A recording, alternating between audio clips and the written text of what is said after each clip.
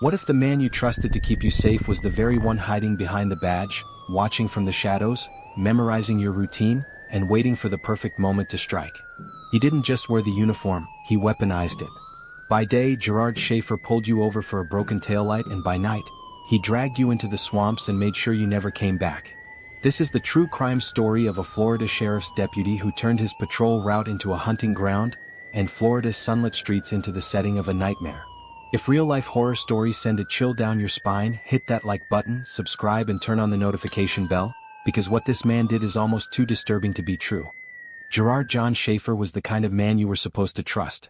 He wore a uniform, flashed a badge, and spoke with the confidence of someone who claimed to stand for law and order. In his quiet Florida neighborhood, people waved at him, smiled as he passed by, and believed their daughters were safe with men like him patrolling the streets. But what they didn't know, what no one could have guessed, was that behind that badge was a man waging a private war on innocence. Beneath the facade of a clean-cut sheriff's deputy lived a deeply disturbed and sadistic predator who wasn't just interested in enforcing the law. He was breaking it in the most brutal, horrifying ways imaginable. Schaefer was no ordinary killer. He didn't just murder, he hunted. He stalked young girls and women, lured them into his trap using the very authority people trusted, and once he had them under his control, his true nature surfaced. He tied them up, humiliated them, tortured them, and often forced them to choose between pain and death. Then he killed them, and sometimes he bragged about it in twisted writings that would later be used as evidence. His crimes weren't spontaneous or fueled by rage. They were calculated, cold, and methodical. He kept souvenirs, wrote short stories describing fictional murders that eerily mirrored real disappearances, and even claimed to be responsible for more deaths than anyone could prove. And here's what makes Gerard Schaefer's story even more terrifying. He started young. His fantasies of domination and murder didn't just appear one day, they were cultivated over time, nourished by violent daydreams and a disturbing obsession with control. He was writing about kidnapping and torturing girls as a teenager. By the time he joined law enforcement, he had already perfected the persona he would use to lure victims. Becoming a cop didn't tame his dark urges, it gave him the perfect cover. As we peel back the layers of this chilling case, you'll learn about the double life of a man who fooled his colleagues, preyed on the innocent, and confessed to horrors that would make even seasoned detectives lose sleep. This isn't just the story of a killer. It's the story of how evil can hide in plain sight, behind a smile, behind a uniform, and behind a badge meant to protect. This is the disturbing true story of Gerard John Schaefer, Florida sheriff by day, sadistic serial killer by night. And it all begins with a boy, a fantasy, and a deep, burning desire to dominate and destroy. Gerard John Schaefer was born on March 26, 1946, in the quiet town of Wisconsin. But from the very beginning, his life would be anything but ordinary. His early years were marked by a toxic, chaotic environment, a family where love was scarce and dysfunction was the norm. His father, an alcoholic and emotionally abusive man, belittled and humiliated him regularly, leaving deep scars on young Gerard's psyche. This unstable and often frightening home life shaped the boy into something deeply disturbed, someone who sought control and power as a means of coping with the helplessness he felt growing up. His father's abuse wasn't just physical, it was mental, and it twisted Gerard's perception of love, intimacy, and what it meant to have power over others. From a very young age, Schaefer's obsession with dominance and control became apparent. He didn't just fantasize about power, he craved it.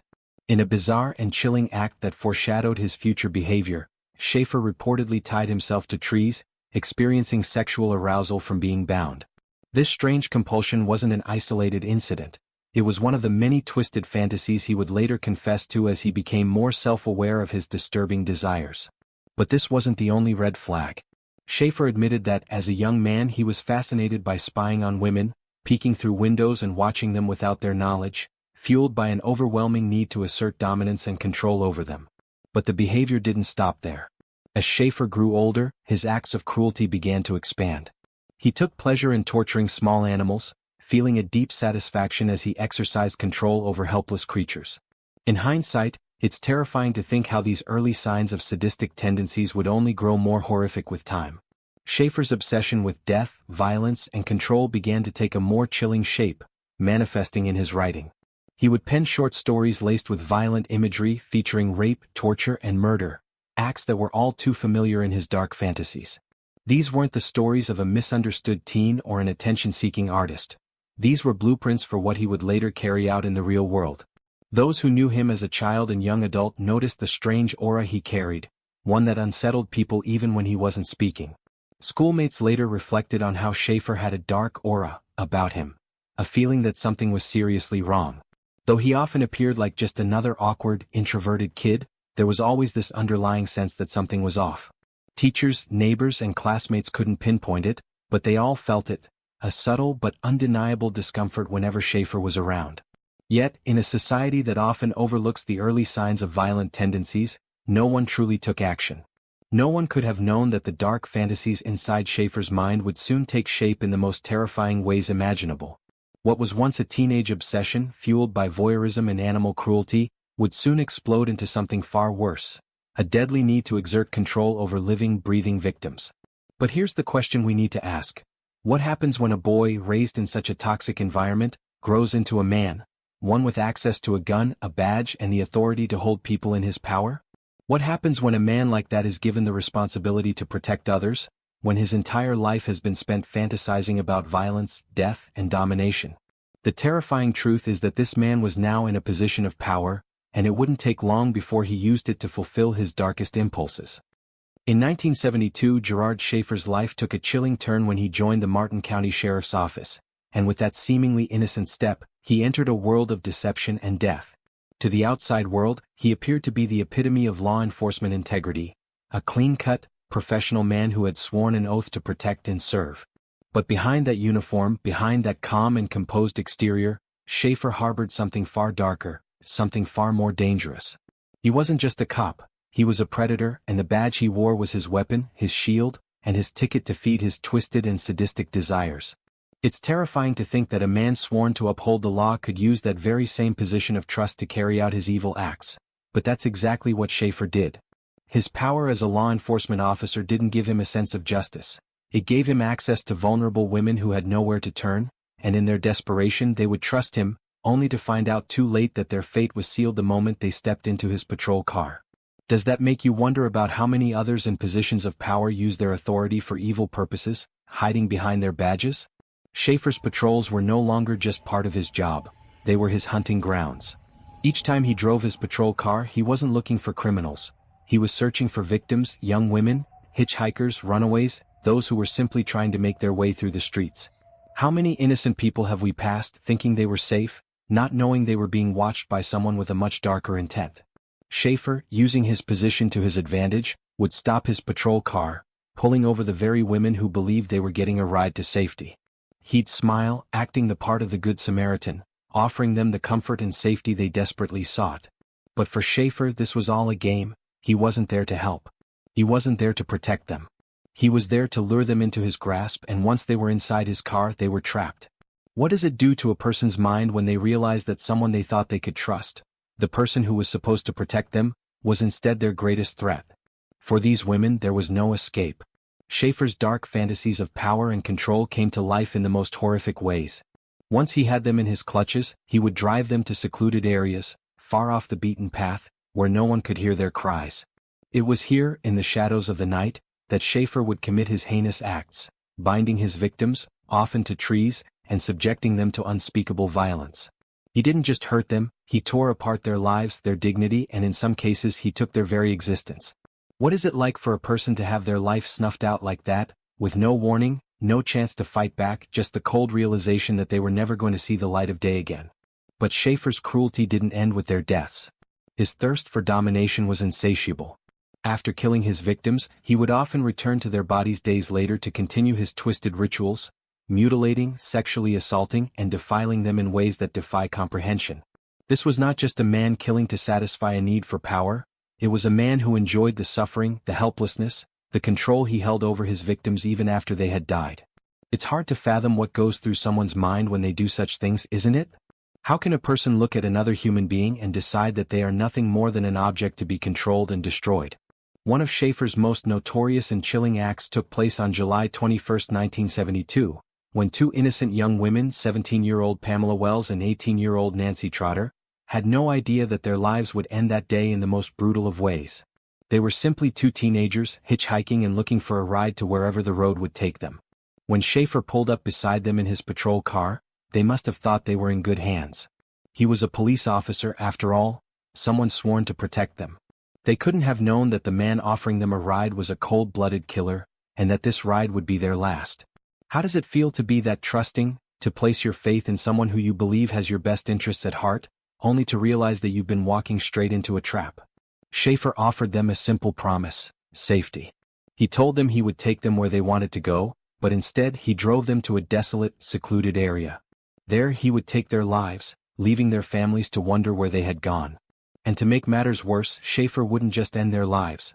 He would leave behind evidence of his depravity, with the bodies of Pamela and Nancy found days later, defiled and mutilated in ways that would haunt anyone who saw the aftermath. It's unsettling to think that someone could look at another human being, someone they've just met, and decide that their life no longer mattered. But Schaefer's story isn't just one of murder. It's a story of how a man given power and authority twisted those gifts into tools of violence and control. What do you think happens when someone with that much darkness inside is given the means to carry out their fantasies? Does it make you question how many others like him are out there, wearing a mask of normalcy while hiding their true nature behind closed doors? It's a chilling thought, but the truth is that Schaefer wasn't the first, and he certainly won't be the last.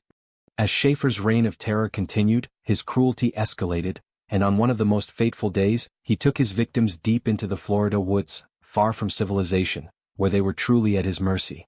With the cold and calculated nature of a man who had done this before, he forced his victims at gunpoint, an overwhelming sense of terror rushing through their veins as they realized they were alone, powerless, and at the mercy of this predator. Schaefer, ever the manipulator, tied them to trees, and with a chilling calmness, he told them that he was teaching them a lesson, as if their suffering was some twisted form of education, an experience they would never forget, and one that would forever haunt them. What could possibly go through someone's mind when they say something like that to a victim? To treat human beings as nothing more than pawns in a game of control and cruelty? How does someone become so consumed by such darkness? But even in the face of such terror, fate sometimes has a way of intervening in the most unexpected ways, and on this occasion, a stroke of luck became the survivor's salvation. Just as Schaefer prepared to leave them in the woods, thinking his twisted lesson had been taught, a sudden rainstorm began to pour down. The storm provided a small, unexpected chance for escape. The rain wasn't just a weather event, it was a sign of something greater. A break in the tension, a chance to flee before it was too late. However, that wasn't the only factor that worked against Schaefer. In his arrogance, believing he had completely controlled the situation, Schaefer made a fatal error. He reached out to his supervisor and confessed that he had done something stupid, a casual, almost flippant remark that would prove to be his undoing. How could someone who had done something so monstrous speak of it so carelessly, almost as though it were an afterthought? His own arrogance, his belief that he had everything under control, would be his downfall. It wasn't long before Schaefer was arrested, but the charge was shockingly light: false imprisonment. Can you believe that? This man had just tied two women to trees in the woods, threatened them with a gun, and traumatized them in the worst ways imaginable, yet the system only charged him with false imprisonment, as if it were a simple case of kidnapping rather than the prelude to multiple brutal murders. And despite the severity of what he had done, Schaefer's story didn't end with his arrest. The most chilling part of this whole ordeal is that he was bailed out and fired, but there was no real follow-up. No one was keeping a close eye on him. The monster was let loose again. How could this happen? How could the system fail to recognize the clear signs of a man who was already slipping deeper into his violent tendencies? The question looms: what happens when a person is given another chance, another opportunity to do more harm? And even more frightening, what happens when that person believes they are untouchable? This situation begs the question: what would you do if you escaped from the clutches of a killer, only to find out that he was back on the streets just days later, free to do it all over again? Can you imagine the fear, the anger, and the helplessness that would course through your veins if you were one of the survivors, knowing that the very man who tried to kill you was out there, walking free? How would you feel about the justice system that allowed him to return to the streets so easily? The implications of Schaefer's release are chilling to consider. For the survivors, it must have been a nightmare to realize that the man who had nearly ended their lives was free, roaming the streets with the same badge and the same power to hurt others again. It makes you wonder, doesn't it? How many victims were there that didn't escape, how many didn't survive, and how many more were out there waiting to be discovered in the aftermath of his reign of terror? Drop your thoughts in the comments. What would you do in that situation? Would you trust the system again, or would you take matters into your own hands? As the investigation into Schaefer's dark and twisted life deepened, investigators uncovered a chilling secret. A hidden storage box tucked away in his mother's house, a place that would reveal the true depth of his depravity.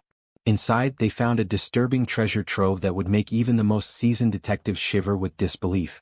Among the items were victims' jewelry, teeth, and even their driver's licenses. These were not just random objects. They were trophies, mementos of a killer who had taken pleasure in his victims' suffering.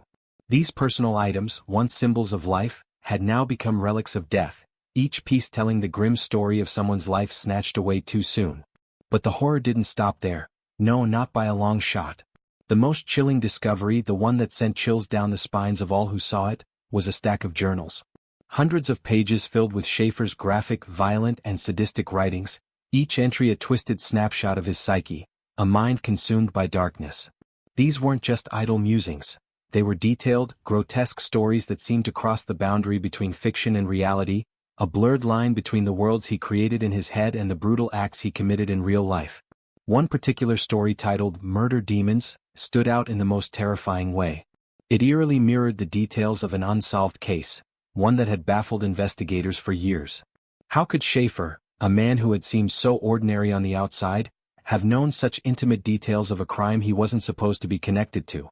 Could this story be a twisted confession, a chilling admission of his involvement in a case that had gone cold for so long? And as investigators combed through the journal, they were faced with the gut-wrenching question. Were these stories just the fevered fantasies of a man who lived in a world of delusion, or were they cold, hard confessions, a glimpse into the true extent of his crimes?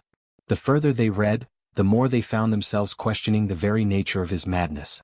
Each journal entry seemed to blur the line between fiction and confession, as Schaefer's sick mind painted violent and disturbing pictures that were far too vivid to be mere fantasy. In one particularly chilling passage, Schaefer wrote, "They screamed, but no one came." The words were haunting, an echo of the victims' final moments, and their cries for help swallowed by the dark and silent woods where they met their untimely end.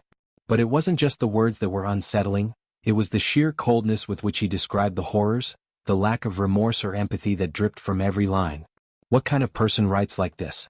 What kind of mind finds comfort in documenting acts of torture and death with such meticulous detail? The question becomes even more unsettling when you consider the possibility that these weren't just stories. These were the confessions of a man who reveled in his ability to control, to torment, and to end lives with no fear of consequence. Each page turned, each line read, only deepened the mystery of Schaefer's psyche and his insatiable hunger for violence. What we were left with was a disturbing realization. Schaefer didn't just kill his victims. He sought to immortalize their suffering, to keep it alive in his own sickening way. These journals weren't just about death. They were about power, about the satisfaction of knowing that he could create a world where his victims had no escape, a world where their screams would go unheard. As you sit with these thoughts, consider this chilling reality. What if Schaefer's sick fantasies weren't confined to the pages of his journals?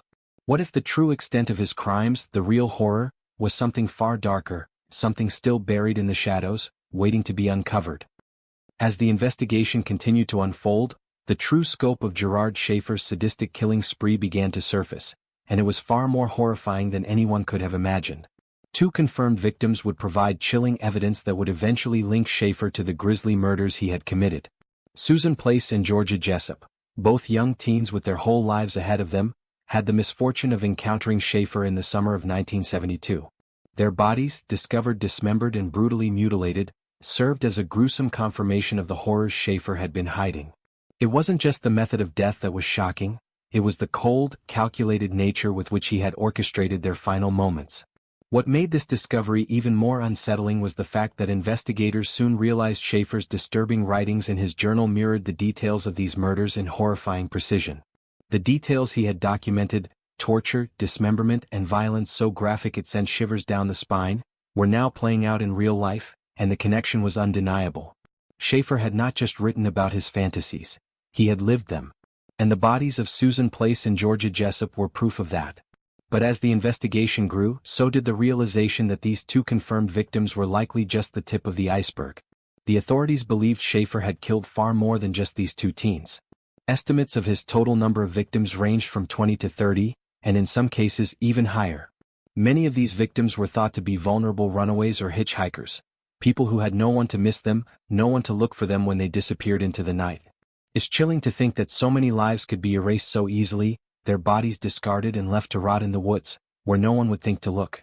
Some of these victims' bodies were never found, making it impossible to know for certain just how many lives Schaefer had taken. These missing girls and young women, their fates shrouded in mystery, would forever haunt the families who had no idea where their loved ones had gone. Schaefer's writings revealed just how deeply depraved his mind had become. In the pages of his sick journals, he described in graphic detail his twisted desires, which went far beyond simple murder. His fantasies spoke of decapitation, necrophilia, and prolonged torture, acts of violence so gruesome and unspeakable that they were almost impossible to comprehend. Schaefer didn't just kill his victims. He sought to prolong their suffering, to make them feel every ounce of pain before they died. He wanted to be the one who controlled their fate, to watch as they begged for mercy that would never come. And perhaps most chilling of all, Schaefer didn't just take pleasure in the act of killing itself, he got off on the fear. He craved the terror in their eyes, the helplessness in their voices as they realized their fate. For him, the slow, agonizing process of torture wasn't just about the physical pain, it was about the power, the control, and the pleasure he derived from knowing that he was the one who could make them suffer. As you absorb this horrifying reality, consider this question: how many victims did Schaefer truly have, and how many more will remain lost to the woods, their final screams unheard? The chilling truth is that we may never know the full extent of his crimes, and that uncertainty only adds to the terror that continues to haunt those who uncover the legacy of Gerard Schaefer. In 1973, after a lengthy investigation and mounting evidence, Gerard Schaefer was convicted for the brutal murders of two young women, Susan Place and Georgia Jessup. However, while this conviction would serve as a grim milestone in the case, it was clear that Schaefer's horrific reign of terror was far from over. The chilling journals he had kept, filled with graphic details of violence and torture, strongly suggested that his body count was much higher, possibly exceeding 30 victims. Yet, despite this, the authorities could only charge him with the two murders they had concrete evidence of. The trial was a spectacle in its own right, with Schaefer acting smug and indifferent, almost as if he reveled in the attention. During his time in prison, he reportedly boasted to fellow inmates, openly claiming to have killed over 30 people, as if it was a source of pride. "I am a serial killer," he allegedly told one inmate. "I'd say I'm the best one." These chilling words were a stark reminder of his monstrous ego and the complete lack of remorse he felt for the lives he had destroyed. As he stood in the courtroom, there was no sign of guilt or fear on his face, only a twisted sense of satisfaction. The trial ended with Schaefer being sentenced to 2 life sentences, a sentence that seemed almost trivial when measured against the true scope of his crimes. In that moment, it became painfully clear that justice had come too late for so many of his victims. Their families would never truly see the justice they deserved, and the full extent of Schaefer's atrocities would remain a mystery, locked away in his cold, calculating mind. The courthouse footage, showing Schaefer smirking as the sentence was handed down, left viewers with a lasting image of a man who had no remorse, no humanity, just a twisted desire to see the world burn. Even behind bars, Gerard Schaefer couldn't escape his twisted compulsion for control and dominance.